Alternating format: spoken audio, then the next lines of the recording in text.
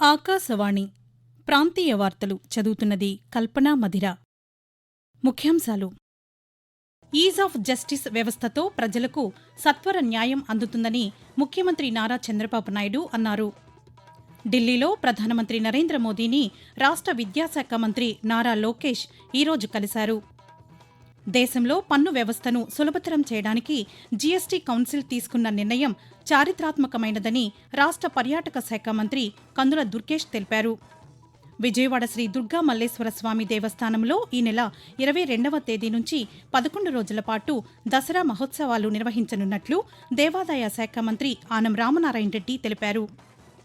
కొండ ప్రాంతాలు, మారుమూల గ్రామాల్లో నివసించే గిరిజనులకు దీపం 2 పథకం కింద ఇకపై 14.2 కిలోల గృహ ఎల్పీజీ కనెక్షన్లు అందించనున్నట్లు పౌర సరఫరా శాఖ మంత్రి నాదెండ్ల మనోహర్ తెలిపారు. వార్తల వివరాలు: ఈజ్ ఆఫ్ జస్టిస్ వ్యవస్థతో ప్రజలకు సత్వర న్యాయం అందుతుందని ముఖ్యమంత్రి నారా చంద్రబాబు నాయుడు అన్నారు. ప్రజలకు న్యాయ వ్యవస్థపై అపారమైన నమ్మకం ఉందని పేర్కొన్నారు. విశాఖపట్నంలో ఈరోజు జరిగిన ఇంటర్నేషనల్ మీడియేషన్ కాన్ఫరెన్స్లో ఆయన మాట్లాడుతూ న్యాయ వ్యవస్థలో మధ్యవర్తిత్వం కీలక పాత్ర పోషిస్తుందన్నారు. కొన్ని కేసులు జాప్యం జరిగినప్పటికీ చాలా కేసులు త్వరితగతిన పరిష్కారం అవుతున్నాయని తెలిపారు. గ్రామీణ ప్రాంతాల్లో అనేక మంది పెద్దవాళ్లు మధ్యవర్తిత్వం చేసేవారని ఆయన పేర్కొంటూ, In villages, there are some elders to mediate so many disputes, has helped in India. After that, we are all talking panchayats, how they have solved all problems. Today, technology has become a very big handy. Even virtual hearings are happening, e-filing, mobile case updates, multilingual tools. All these things are making more accessible and also online dispute resolution platforms enable parties to resolve conflicts from anywhere in the world seamlessly. Artificial intelligence has come. ఈ సదస్సులో పాల్గొన్న రాష్ట్ర high court ప్రధాన న్యాయమూర్తి justice Dheeraj Singh Tagore మాట్లాడుతూ చాలా కేసులు మధ్యవర్తిత్వంతో పరిష్కారం అవుతాయని తెలిపారు. న్యాయస్థానాల్లో న్యాయమూర్తుల సంఖ్యను పెంచేందుకు చర్యలు కొనసాగుతున్నాయన్నారు. న్యాయమూర్తులకు మధ్యవర్తిత్వంపై అవగాహన అవసరమని పేర్కొన్నారు. ఢిల్లీలో ప్రధానమంత్రి నరేంద్ర మోదీని రాష్ట్ర విద్యాశాఖ మంత్రి నారా లోకేష్ ఈరోజు కలిశారు. రాష్ట్రానికి సెమీకండక్టర్ పరిశ్రమ కేటాయించడం పట్ల, అలాగే విద్యారంగంలో సంస్కరణలకు శ్రీకారం చుట్టినందుకు ప్రధానమంత్రికి లోకేష్ కృతజ్ఞతలు చెప్పారు. యోగాంధ్ర నిర్వహణపై పూర్తి నివేదికను ప్రధానికి లోకేష్ అందించారు.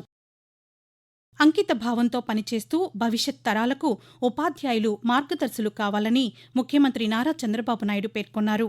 పిల్లల్లో విజ్ఞాన జ్యోతులు వెలిగిస్తున్న ఉపాధ్యాయులకు ఉపాధ్యాయ దినోత్సవం సందర్భంగా సామాజిక మాధ్యమం ఎక్స్ వేదికగా శుభాకాంక్షలు తెలిపారు. తత్వవేత్త, రాజనీతిజ్ఞుడు, ఉపాధ్యాయుడు, భారత మాజీ ఉపరాష్ట్రపతి, భారతరత్న సర్వేపల్లి రాధాకృష్ణన్ జయంతినే ఉపాధ్యాయ దినోత్సవంగా జరుపుకుంటున్నామని పేర్కొన్నారు.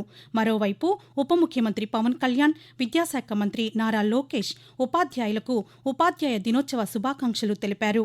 మెగా డిఎస్సి ద్వారా నూతనంగా ఎంపిక కాబడిన ఉపాధ్యాయులకు ఉప ముఖ్యమంత్రి పవన్ కళ్యాణ్ అభినందనలు తెలిపారు.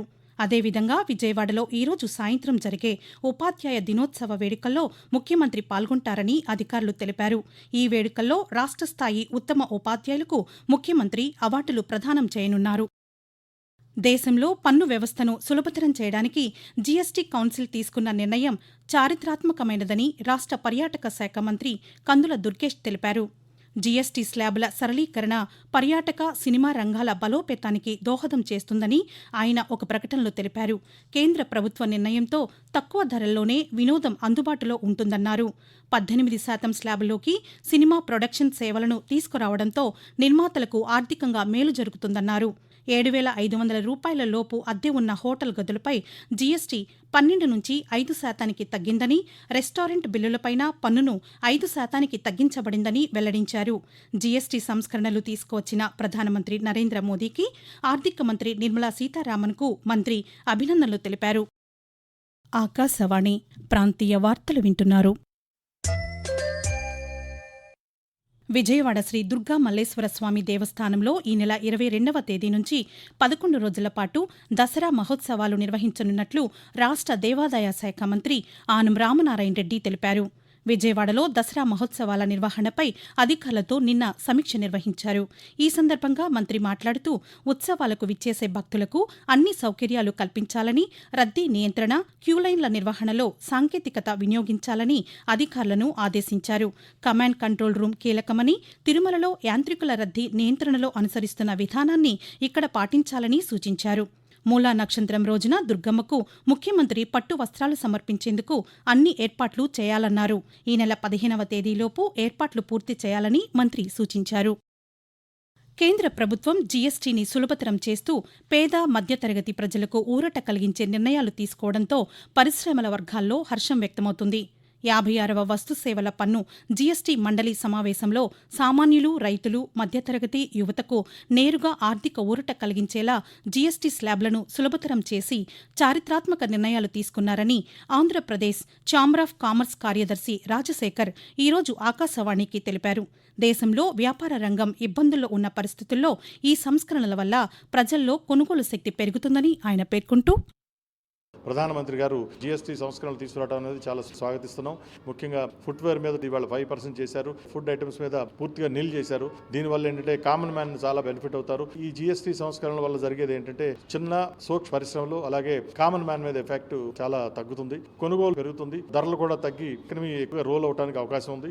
వ్యవసాయదారులకు చాలా ఉపయోగమైన సంస్కరణ జరిగింది. ట్రాక్టర్స్ మీద అలాగే tractor tyres and spare parts మీద కూడా 5% తీసుకొచ్చారు. జీఎస్టీ చాలా భారం తగ్గింది. ఇది చాలా స్వాగతించదగ్గది. పేద, మధ్యతరగతి విద్యార్థులకు జీఎస్టీ సంస్కరణలు ఊరట కలిగించాయని విద్యాసంస్థల ప్రతినిధి సుమ ఈరోజు ఆకాశవాణికి తెలిపారు. విద్యారంగ అభివృద్ధికి ఈ సంస్కరణలు దోహదపడతాయని ఆమె పేర్కొంటూ, కేంద్ర ప్రభుత్వం చేసిన జీఎస్టీ ప్రతిపాదన పర్టికులర్లీ ఎడ్యుకేషన్ సెక్టార్ చూసుకుంటే కనుక స్కూల్ పిల్లలకి అలాగే కాలేజీకి వెళ్లే విద్యార్థులకు కానీ వాళ్ళకి చాలా ఊరట కలిగించాయి. స్టేషనరీ ఐటమ్స్ మీద జీఎస్టీ దాన్ని ఇప్పుడు 0% చేయటం విద్యార్థుల నుంచి కానీ అలాగే పేరెంట్స్ నుంచి చాలా ఆనందం వ్యక్తం అవుతుంది. కేంద్ర ప్రభుత్వానికి ధన్యవాదాలు తెలియజేసుకుంటున్నాం. కొండ ప్రాంతాలు, మారుమూల గ్రామాల్లో నివసించే గిరిజనులకు దీపం 2 పథకం కింద ఇకపై 14.2 కిలోల గృహ ఎల్పీజీ కనెక్షన్లు అందించనున్నట్లు పౌర సరఫరాల శాఖ మంత్రి నాదెండ్ల మనోహర్ తెలిపారు. కొండ ప్రాంతాలు, మారుమూల గ్రామాల్లో ఇప్పటి వరకు 5 కిలోల ఎల్పీజీ కనెక్షన్లను వినియోగిస్తున్న గిరిజనులు దీపం పథకం కింద పూర్తిస్థాయి ప్రయోజనం పొందలేకపోతున్నారని ఒక ప్రకటనలో తెలిపారు. దీంతో వీరందరికీ 14.2 కిలోల ఎల్పీజీ కనెక్షన్లు ఇచ్చేందుకు రాష్ట్ర మంత్రివర్గం ఆమోదం తెలిపినట్లు చెప్పారు. వాతావరణం. వాయువ్య బంగాళాఖాతం, దాని సరిహద్దు ఒడిశా తీర ప్రాంతంలో తీవ్ర అల్పపీడనం కొనసాగుతోందని అమరావతి వాతావరణ కేంద్రం తెలిపింది. దీని ప్రభావంతో ఈరోజు రాష్ట్రంలోని పలు జిల్లాల్లో మోస్తరు నుంచి భారీ వర్షాలు కురిసే అవకాశముందని వాతావరణ శాఖ అధికారి జి లక్ష్మి తెలియజేస్తూ, ఉత్తర కోస్తా ఆంధ్రప్రదేశ్ మరియు యానాము ఈ రోజు తేలికపాటి నుంచి ఒక మోస్తరు వర్షాలు లేదా ఉరుములతో కూడిన జల్లులు కొన్ని చోట్ల కురిసే అవకాశం ఉంది. ఉరుములతో కూడిన మెరుపులు మరియు బలమైన గాలులు గంటకు 30 నుంచి 40 కిలోమీటర్ల వేగంతో వీచే అవకాశం ఉంది. దక్షిణ కోస్తా ఆంధ్రప్రదేశ్ తేలికపాటి నుంచి ఒక మోస్తరు వర్షాలు 1 లేదా 2 చోట్ల కురిసే అవకాశం ఉంది. బలమైన గాలులు గంటకు 30 నుంచి 40 కిలోమీటర్ల వేగంతో వీచే అవకాశం ఉంది. రాయలసీమ తేలికపాటి నుంచి ఒక మోస్తరు వర్షాలు 1 లేదా 2 చోట్ల కురిసే అవకాశం ఉంది.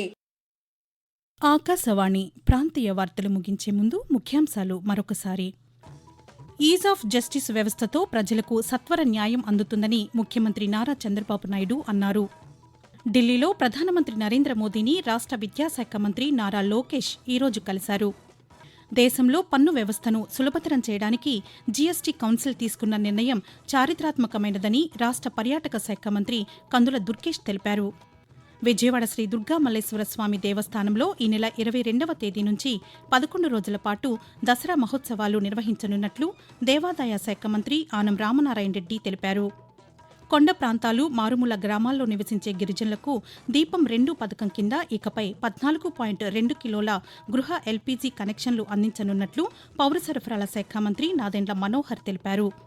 ఆకాశవాణి ప్రాంతీయ వార్తలు ఇంతటితో సమాప్తం. తిరిగి సాయంత్రం 6 గంటల 10 నిమిషాలకు విశాఖపట్నం కేంద్రం నుండి ప్రాంతీయ వార్తలు వింటారు.